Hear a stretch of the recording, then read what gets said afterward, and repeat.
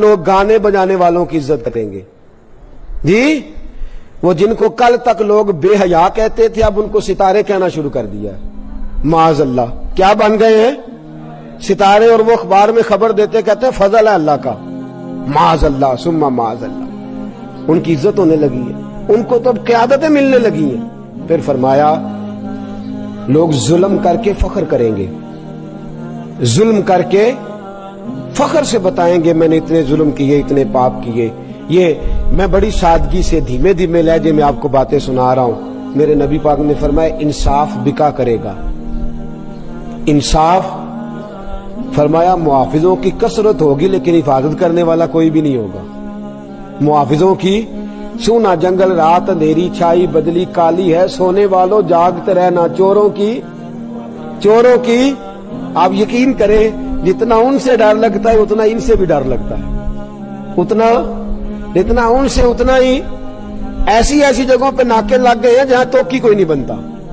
اللہ تبارک و تعالی جانے کیا ماجرا ہونے والا ہے، کیا صورت ہونے والی ہے۔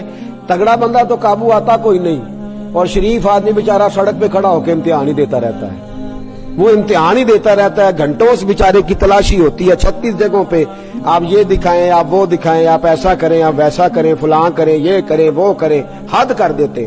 پھر فرمایا کہ درندوں کی کھالیں لوگ استعمال کریں گے، اور فرمایا جو بعد میں آنے والے ہوں گے وہ پچھلوں پر لعنتیں بھیجیں گے، بعد والے پچھلوں پر ابا جی ککھ نہیں کیتا، دادا جی یہ کام ہو جائے گا۔ فرمایا پھر میرے حبیب کریم نے 69ویں نمبر پر فرمایا پھر سرخ آندھیاں آئیں گی، پھر زلزلے آئیں گے، پھر 72ویں نمبر پر فرمایا، 71ویں نمبر پر فرمایا لوگوں کی صورتیں بدل جائیں گی۔ پھر میرے حبیب کریم نے فرمایا ڈرنا اس وقت سے اگر تم نے ان فتنوں میں اپنے ایمان کو نہ بچایا تو تمہارے اوپر آسمان سے پتھر برسیں گے، آسمان سے پتھر برسیں گے، تم پر سرخ آندھیاں چلیں گی، لوگوں کی شکلیں خوبصورت ہونے کے بعد بدل جائیں گی، عذاب آئیں گے۔ میرے دوستو فتنوں کے دور میں کرنا کیا ہے؟ ایک حدیث میرے نبی پاک نے فرمایا اگر تو سمجھے نا تیرا ایمان بالکل نہیں بچ رہا تو چند بکریاں لے کے جنگل میں چلا جانا، بکریاں چرا لینا، دودھ پی لینا، وقت گزار لینا، لیکن دنیا سے بچ جانا۔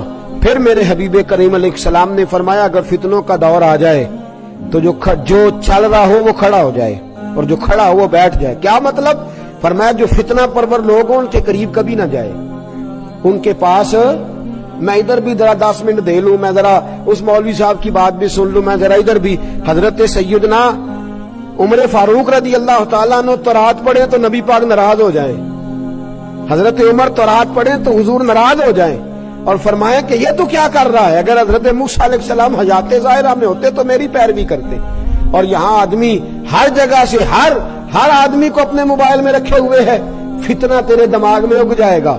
یہاں تو پہلے اپنے عقائد و نظریات پورے پڑھ لے پھر جس کو تیرا دل کرے پڑھنا، ورنہ اس کے علاوہ اجازت نہیں کسی اور کی مجلس میں جا کے اپنے ذہن کے اندر نفاق کا بیج بونے کی۔ میرے نبی پاک علیہ الصلوۃ والسلام نے حل بتایا، اور پھر رسول کریم صلی اللہ علیہ وسلم نے فرمایا تم اپنی بڑی جماعت سے جوڑ کے رہنا۔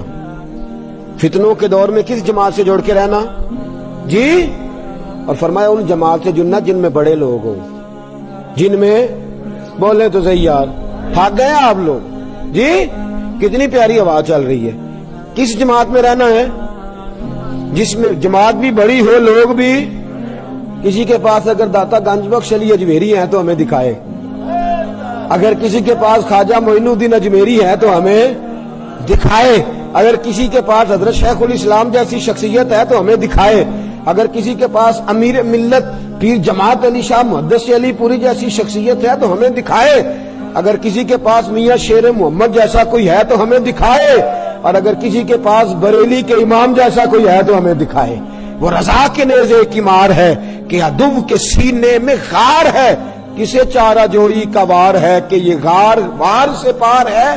کسی کے پاس ایسے نفوس قدسی ہے تو دکھائے، یہ وہ رنگ ہے، یہ وہ کیف ہے، یہ وہ مستی ہے۔ اعلی حضرت فاضل بریلوی کے شہزادے حجت الاسلام باہر نکلتے ہیں چہرہ کھول کے، ہندو دیکھتے جاتے ہیں اور کلمہ پڑھتے جاتے ہیں۔ لوگوں نے کہنا شروع کر دیا حجت الاسلام یہ تو اسلام کے حق ہونے کی دلیل بن گیا ہے۔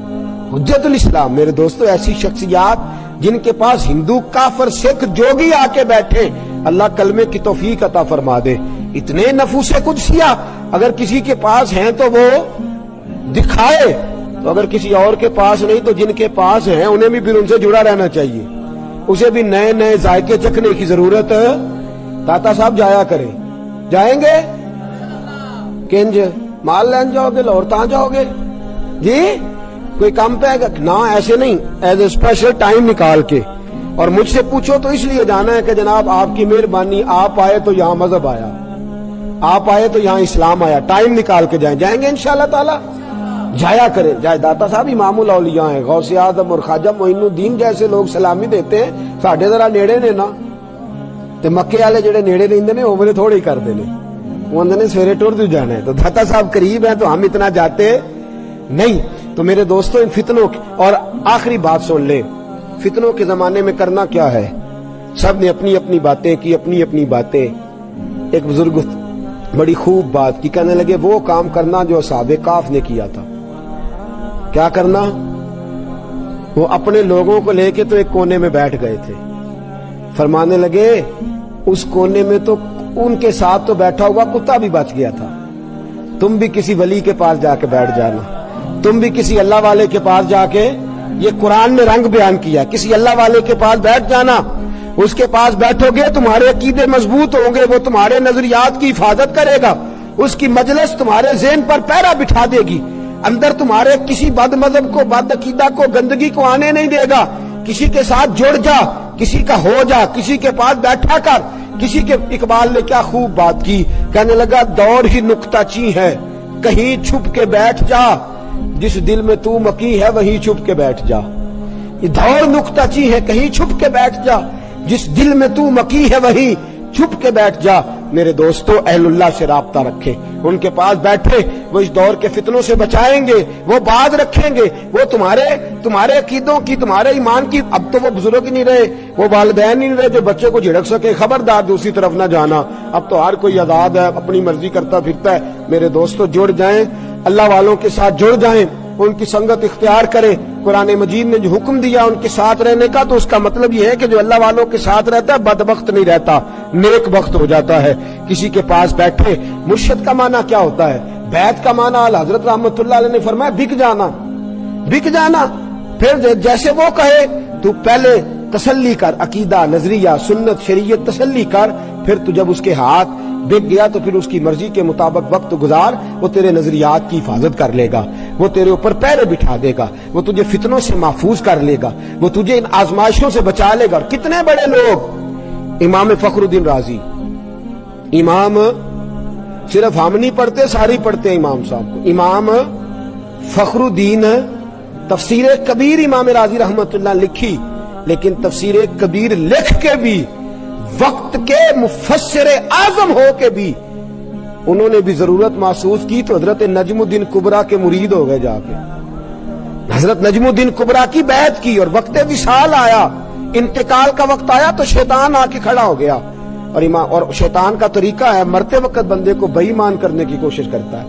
نبی پاک علیہ السلام نے فرمایا ساری رات تمہاری ناک پہ بیٹھا رہتا ہے کہ سانس اکھڑنے لگے گی تو بے ایمان کروں گا۔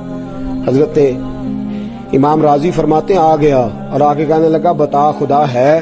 کہتے میں نے کہا ہے، میں نے دلیل دی تو اس نے توڑ دی۔ پڑھا لکھا تو وہ بھی بڑا ہے نا، شیطان بھی پڑھا لکھا ہے، پڑھا لکھا کہ نہیں، فرشتوں کا بھی، تو پھر پڑھ کے بچ گیا کہ پھنس گیا، الجھ گیا نا، پریشان ہو گیا نا۔ تو اس کا مطلب ہے علم پڑھے دا مان نہ کریے مت آکھی میں پڑھیا، او جبار کہار کہوندا مت روڑ دیویں دودھ کڑیا۔